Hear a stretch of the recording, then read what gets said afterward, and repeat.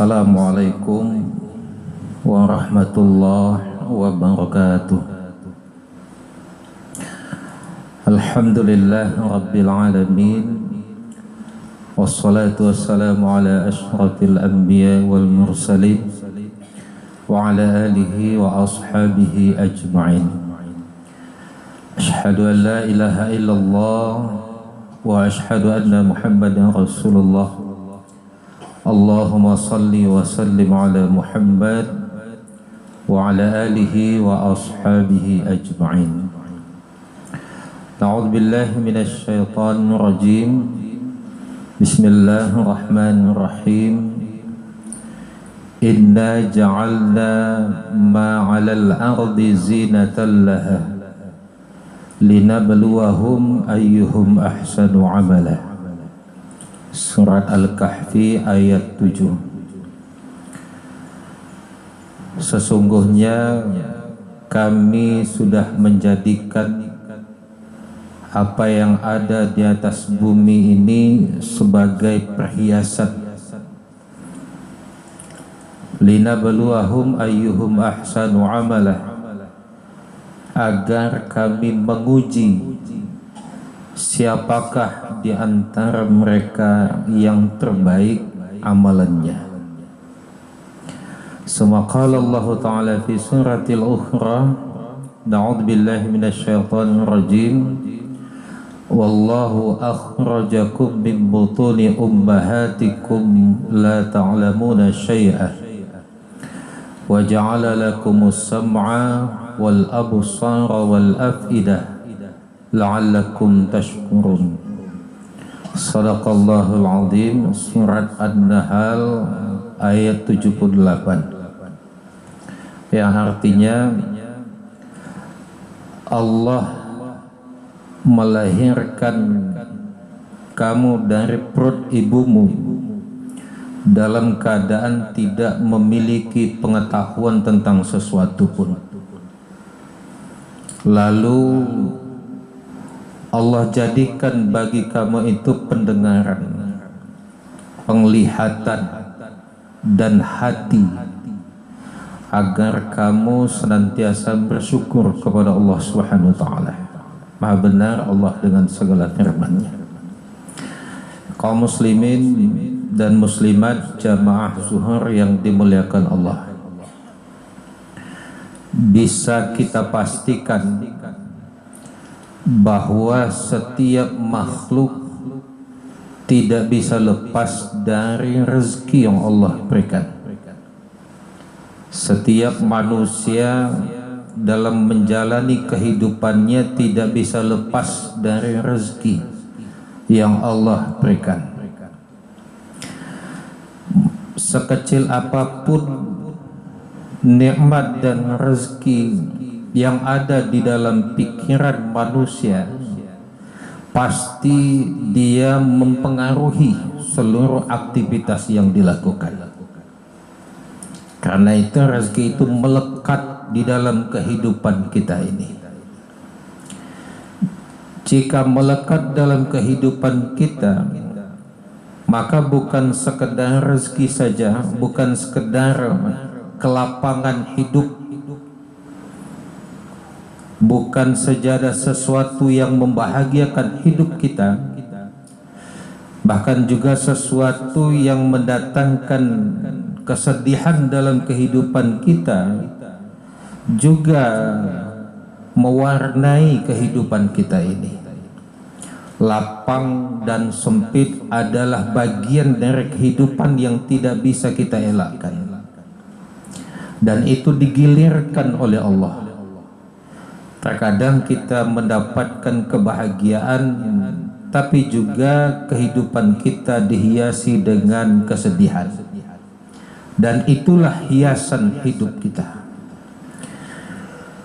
Meskipun dalam kehidupan kita perhiasan itu selalu kita kaitkan dengan hal-hal yang indah dan menyenangkan, tetapi kalau kita coba pahami salah satu firman Allah, inna ja'alna ma'alal ardi zinatan laha, Kata Allah, sesungguhnya kami sudah menjadikan dalam kehidupan manusia itu apa yang ada di bumi ini sebagai hiasan hidup.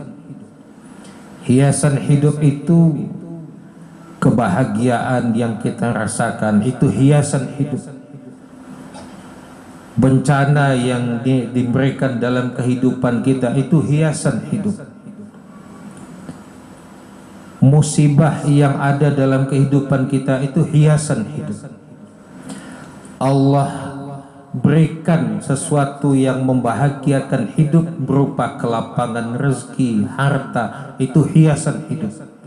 Tapi juga Allah berikan dalam kehidupan kita bencana, apakah itu akibat langsung perbuatan manusia atau dari alam, itu juga hiasan hidup. Pertanyaannya adalah, apakah Allah hanya sekedar memberikan kita merasakan itu? Merasakan kita mendapatkan kelapangan dari rezeki, atau Allah hanya memberikan kita merasakan musibah bencana yang berakibat kesedihan? Kalau kita lihat pada ayat ini, maka sebenarnya bencana dan rezeki itu adalah untuk tujuan tertentu. Linabluwahum ayyuhum ahsanu amala. Allah ingin menguji kita ini, masing-masing kita ini. Dari setiap kita ketika mendapatkan kelapangan hidup, Allah ingin menguji siapakah di antara manusia itu yang terbaik amalannya. Jadi Allah memberikan kita kelapangan rezeki, bukan sebatas kita bisa merasakan kelapangan rezeki itu, tapi dari kelapangan rezeki itu apakah kita mampu melakukan amalan yang terbaik. Ketika Allah datangkan kepada kita bencana, musibah, bukan sekedar kita merasakan bencana itu, tetapi ketika kita mendapatkan bencana itu, apakah kita mampu melakukan yang terbaik atau melakukan amalan yang terbaik atau tidak. Nah, di dalam Al-Quran, siapa yang terbaik itu Allah berikan caranya. Ketika mendapatkan rezeki kelapangan, kata Allah, bersyukur. Ketika kita mendapatkan bencana, kata Allah, bersabar. Itulah yang terbaik di antara manusia di dalam kehidupan ini. Kaum muslimin dan muslimat jamaah zuhur yang dimuliakan Allah. Lalu bagaimana kita bisa memaknai apa yang ditimpakan kepada kita itu menjadi baik dalam kehidupan kita? Maka Allah berikan alatnya kepada kita. Setiap manusia diberikan alatnya. Wallahu akhrajakum min butuni ummahatikum la ta'lamuna syai'an.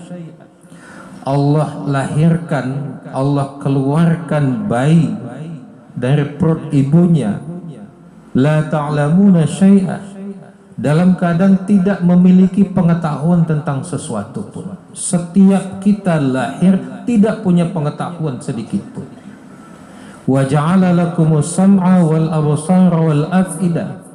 Lalu kemudian Allah jadikan pada kita ini pendengaran, wal absar, penglihatan, wal af'idah, hati, la'allakum tashkurun, supaya kita ini menjadi pribadi yang senantiasa bersyukur.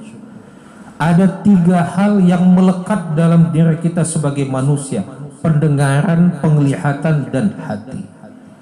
Yang 3 ini bukan dalam makna fisik, tetapi ini merupakan kemampuan batin yang Allah berikan pada setiap kita. Tetapi dia harus menjalani proses, harus ada kematangan. Pendengaran berarti kemampuan kita ketika kita mendengarkan sesuatu, maka di situ ada kekuatan untuk mendekatkan diri kepada Allah. Kalau dalam bahasa lainnya, itulah disebut dengan hikmah. Kita kadang-kadang mendengarkan sesuatu bencana dari negeri orang lain. Apakah ketika kita mendengarkan itu, maka kita mampu mengambil hikmah dari itu? Hikmahnya adalah kembali kepada kita, bahwa sesuatu yang Allah berikan itu pada akhirnya dia bisa memberikan pelajaran di dalam kehidupan kita ini.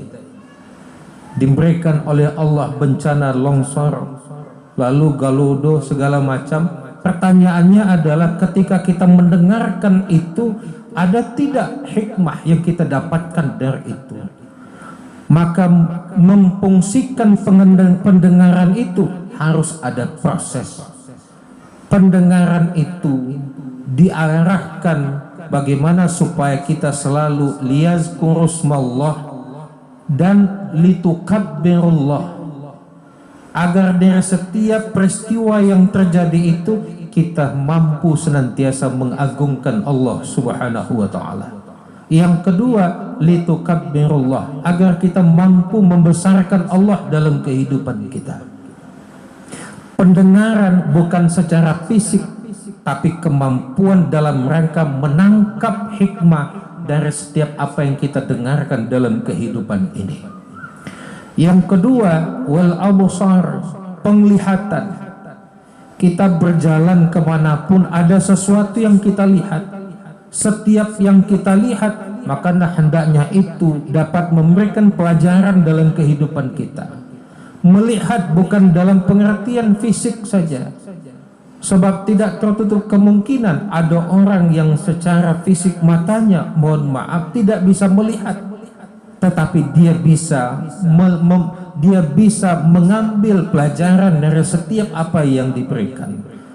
Penglihatan berarti kemampuan untuk melihat segala sesuatunya sebagai bagian dari kuasa Allah Subhanahu wa ta'ala. Yang ketiga, wal afidah. Inilah puncaknya. Salah satu potensi kekuatan daya yang diberikan oleh Allah pada setiap manusia, yaitu hati. Kejernihan hatilah yang memberikan kita kemampuan untuk menangkap pelajaran dari kehidupan ini. Kejernihan hati kita inilah agar kita mampu menangkap setiap rezeki yang Allah berikan kepada kita. Pada akhirnya itu merupakan ujian yang Allah berikan kepada kita. Kejernihan hati jugalah pada akhirnya Allah berikan kepada kita supaya kita bisa menangkap setiap bencana pada akhirnya untuk menguji kita. Apakah kita mampu melakukan amalan yang terbaik dalam kehidupan kita. Karena itulah rezeki dan kelapangan hidup, bencana dan kesedihan dalam kehidupan kita maka punya level yang sama dalam pandangan Allah. Tujuannya adalah linabluwahum ayyuhum ahsanu amala, untuk menguji setiap kita apakah dengan semua itu kita mampu melakukan amalan yang terbaik dalam kehidupan ini. Amalan yang terbaik itulah bagian dari bentuk bersyukur kepada Allah Subhanahu wa ta'ala. La'allakum tashkurun.